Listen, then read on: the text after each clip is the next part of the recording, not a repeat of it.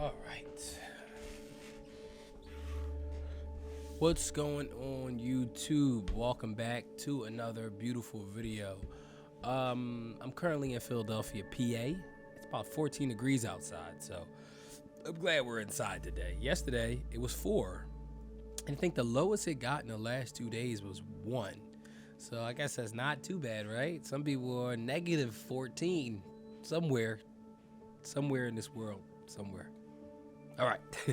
But yeah, so if you are home and you're just sitting out and you're chilling, you can make yourself some coffee, pour yourself up some tequila, some rum, whatever you like to drink, and let's talk. So recently, I filmed a short film for the second time, and there's 3 main reasons why pretty much any production will fail, but these are the 3 main reasons for me why my production failed, and I'm trying to prevent it for the next time. And for you guys, if you think about going out shooting a short film, this is something, these all 3 things is something that are very important that you're going to have to take in consideration, because you don't want to go out like me and waste time and days that you can't get back and not accomplish your goals, right?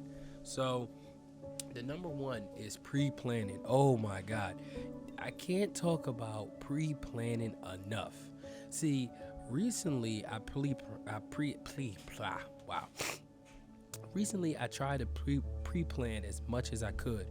I made sure I told all the actors it'll probably be extra days. I made sure, I picked certain shoots for certain days, even the location.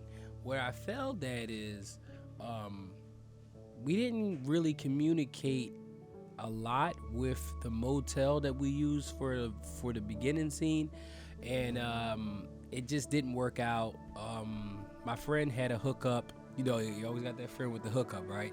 That he was going to, get us the hotel for free, the motel for free, and we were going to be able to, shoot in there and then get what we need and get out and save money, right? No, that's actually not what happened at all. They gave us a room one day, but most of the scenes that first day that we had the room, we shot outside, and we never got the chance to use the room, so we planned to come back and actually use the free room. That didn't happen.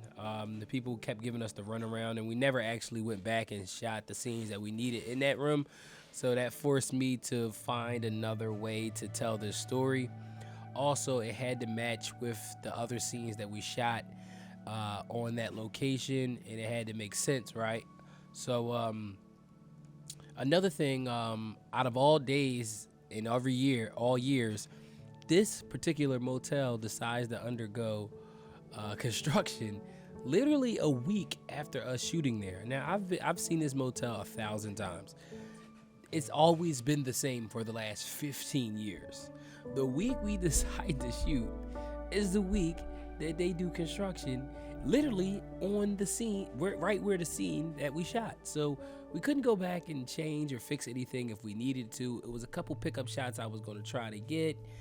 No, it's not going to be possible, right? So just what can you do, right? So you just move along. So yeah, so pre-planning is key. I didn't pre-plan enough. I thought I did, but no.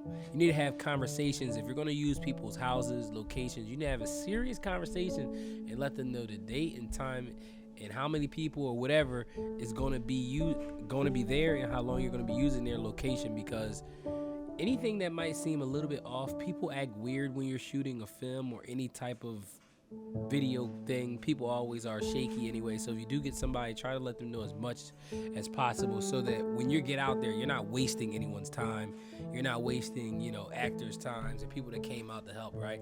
So that was number 1 thing. Number 2 thing was getting people that are actually serious about accomplishing a goal. This could possibly be number 1, right?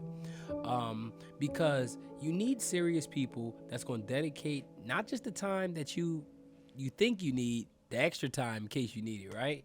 And the guys that came out helped me. They're good guys. I appreciate them, good friends of mine, but they aren't people that's trying to be in the film industry, so they don't understand the certain level of sacrifice and the extra effort that you have to take when things are going wrong or bad.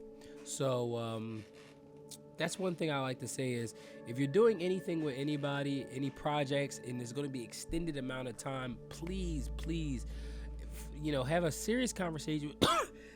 Excuse me. I'm a little sick. I told you the weather's really bad out here. But have a serious conversation with them about what you're actually going to be doing and what may take longer, than what you think. I think you should overshoot time, so then when you even if you don't reach that, that's good because you got everything done. When you tell people 3 days and then you go 4 or 5, then they're like, all right, you know what I mean? But if you had originally said 5 days and got it done in 3, then people look at it differently, right? It's just psychology of life. What you tell people versus what you do, it's different. So so number 2 is have people that are serious that want to accomplish the same goals as you. Don't go out there with someone that truly doesn't understand the time, the sacrifice, the effort that you put in, because everybody needs to give that same effort. Even if you're on production or you're an actor, you need to give that same effort, the same amount of time. People are going out there, this day I need to leave at this time, this day I need to leave at this time, and then trying to get everybody there at the same time for the same amount of time is kind of hard, where I got to the point where I was like, yo, we don't need to go out there if everybody can't give at least X amount of time, because there's no way I can be like, gotta get him out by 3, but then he gotta leave by 4. It just didn't work out. So you need to have a serious talk with your actors and your production people. See who can be out there as long as you need them, because like I said, you don't want to go out there and waste time. You can't get it back. You know what I mean? Number 3, get people that actually know what they're doing. Now, I just said get people that's dedicated, right? But you got to get people that actually know what they're doing.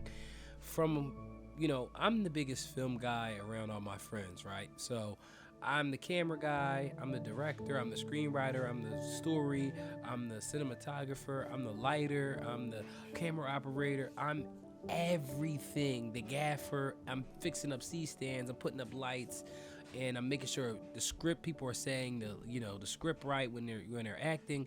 You got to get to the point where you have people to help you with some of those positions, because you get to a point where you're going crazy, right? So having a cinematographer or having somebody to help you with lights or having somebody just help you with whatever you need and actually know what they're doing is going to help your story get done, and it's going to come out better when everybody has a clear understanding of what they need to do and they know how to do it. So, usually when I go out, I bring my friends, I tell them, okay, this is how you set the C-stand. I got to show them how to set the C-stand up, but I'm also wasting time doing that, opposed to just having somebody that already knows how to do it. So that's pretty much the 1, 2, and 3, you know what I mean? It's pre-plan, serious people, and get people that actually know what they're doing.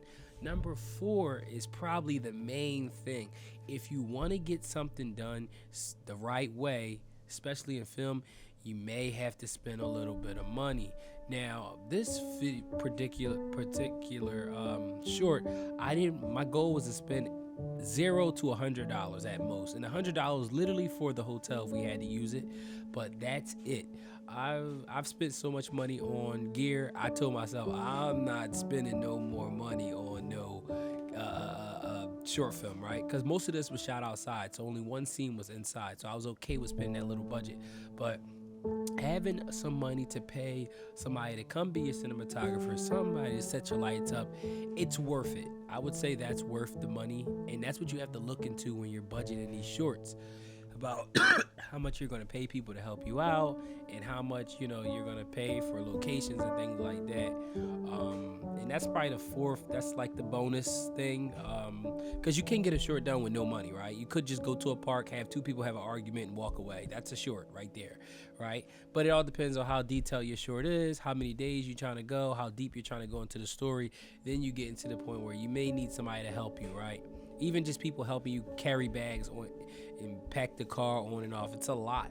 This gear is heavy, things like that. So that's pretty much what I've learned from those last 2 shorts that I did. Just having serious people, getting something done is important. And I hope that if you're going out to shoot a short, you take a look at this and just learn pre-production.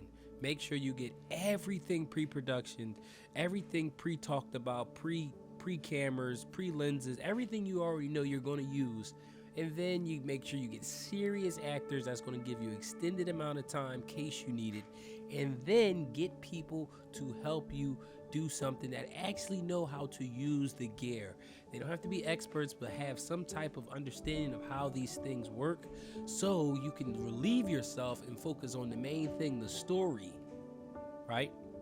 As a director or cinematographer, just making sure the story's right, okay? And like I said, the bonus is number 4 is having some money in case you gotta put out a little money to get something done, right? If you gotta hire a guy or you gotta pay for a location, definitely have a small budget, no matter how short it is, you know, to get something done, you know what I mean? So I thank you guys for watching this. Make sure you subscribe. I'm going to show you guys the short scenes.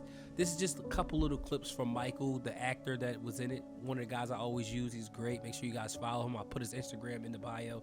But it's just one of the guys I work with all the time. And this is a couple scenes from the short. I wish the short would have been completed. Unfortunately, it's not, but it's a lot of emotion into these scenes that you guys are gonna be like, I wonder, you know, what was gonna happen, right? So just take a look at it. Make sure you drop a like, a comment, please. It goes a long way. And I'll see you guys on the next video. Also, today is Christmas, so Merry Christmas. Happy holidays, motherfucker. To all of you guys across the world, and I'll see you guys on the next episode. Peace. Time to go take some medicine. I'm a little under the weather.